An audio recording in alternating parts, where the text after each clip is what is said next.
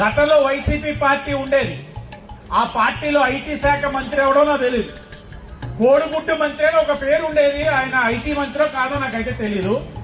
అతన్ని ఇలాంటి ఒక మీటింగ్లకి నువ్వు ఎందుకు వెళ్ళలేదు డేవోస్ కి అని అడిగితే, సహజంగా ఈ సందర్భంలో అంటే ఈ సమయంలో దావోస్ లో -5, -10 డిగ్రీలు నడుస్తూ ఉంటుంది. టెంపరేచర్ విపరీతమైన చలి ఉంటుంది. సహజంగా అందరికీ అదే ఉంటుంది కదా. ఎన్నోళ్ళు దాదాపు 2,500 నుంచి 3,000 మంది ప్రతినిధులు ఉంటారు. సహజంగా చలిలో ఉంటే ఎవరైనా స్నానం చేస్తామా? సరే, అవన్నీ చెప్తామండి బయటికి.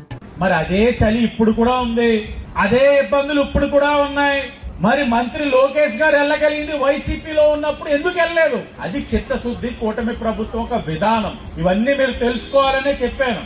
ఇలాంటి సమయంలో ఆయన పుట్టినరోజు వేడుకల్లో ఈ రాష్ట్రంలో ఉండకుండా, కుటుంబంతో ఉండకుండా, అతను కొడుకుతోటి ఉండకుండా, మన పిల్లల కోసం, మన శ్రేయస్సు కోసం, తెలుగు జాతి కోసం దూర ప్రాంతమైన యూరోప్ లోని కష్టపడుతున్నాడంటే నాయకుడు అన్నవాడు అలా ఉండాలి.